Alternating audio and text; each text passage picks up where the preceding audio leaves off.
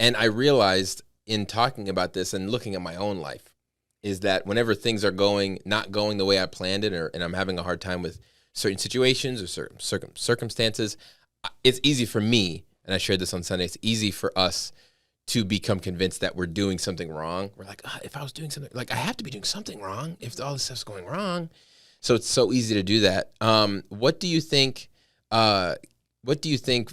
Erica, can help people go to God whenever they're in that moment where things aren't going right? You even said before the podcast, like, I'm almost the opposite whenever things are going right or wrong. What do you think can help people when they're in the moment, when they're in the middle of a trial?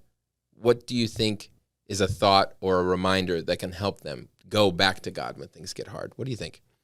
So, like in my life, I have depression. And so there are a lot of times where like small things will happen and I'll get down and be like, oh, I did this wrong or I did that wrong.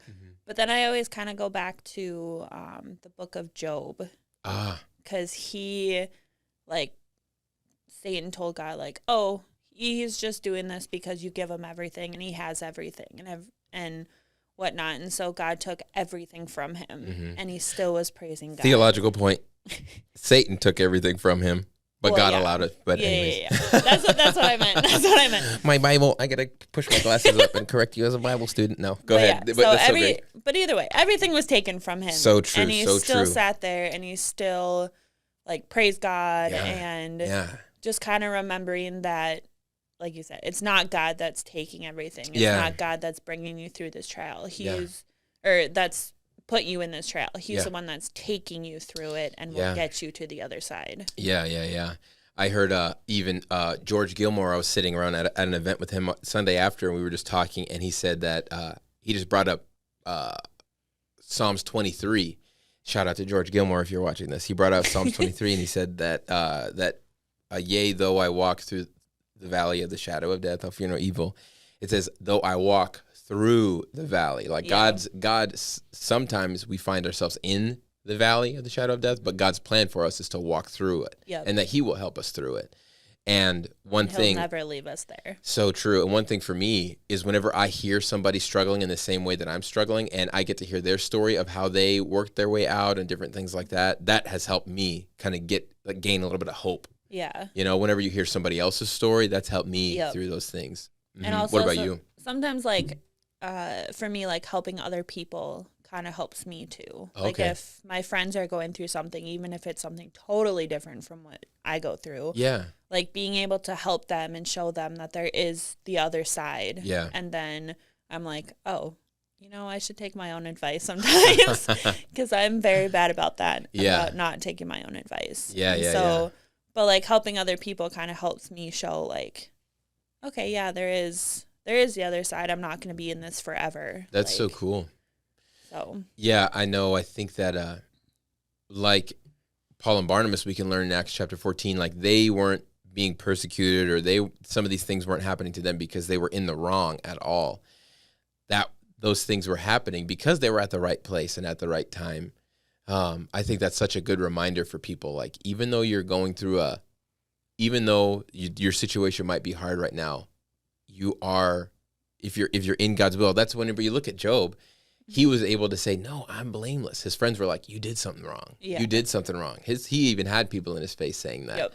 Sometimes we have people in our face saying like, oh, da, da, da, da. Oh, yeah. What do you have you found any way to kind of be careful to what you're listening to? Because sometimes you can listen to the wrong part of yourself, or you can listen to maybe wrong advice from other people. Have you, Erica, found a way to figure out what you need to listen to and what you need to take in and what you need to reject whenever you can find yourself in a low moments? Yeah. So how do you know who to listen to or what to listen to? I mean, sometimes it's kind of hard, especially when you're in those low moments, because you're at that point where you're like, oh, I did do something wrong, or they're right, or whatever. But then there's always at least one person that knows you more, sometimes more than you know yourself in certain times. And being able to like they know that you're going to get through, and they know that when you're in those low moments, they know exactly what you need to hear, even if you don't want to hear it.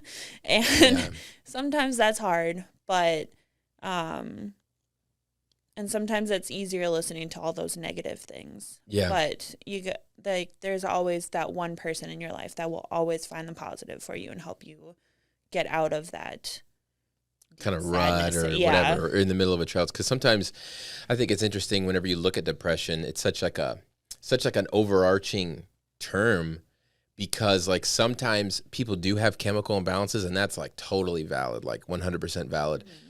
And sometimes people find themselves being depressed. Like, I think that this is a word, like even in the psychology community, is like circumstantial depression or situational depression or something like that. Yeah. Situational depression.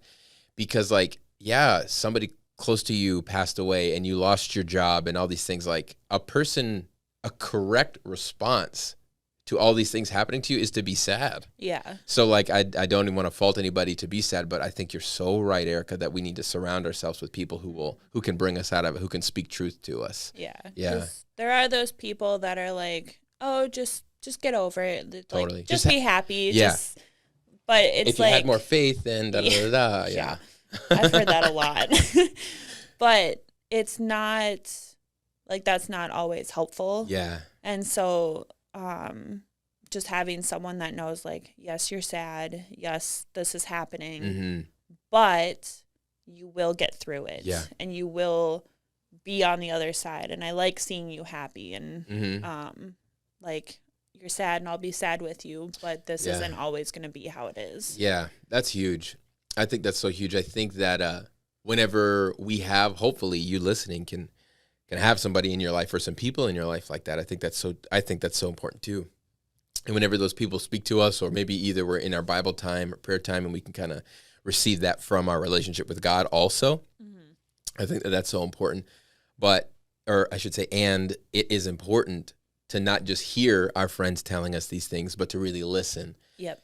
Really hit me. And I'm so, I loved how it came across. And I was even just listening to this clip that we're going to listen to. I'm like, wow, that is so true for my own self, for other people, that there's a difference between hearing and listening. Yep. And that hearing is just receiving the words, but listening is receiving the reality behind the words. And I can hear you say, like, you're going to get through this. I can hear it, but did I listen?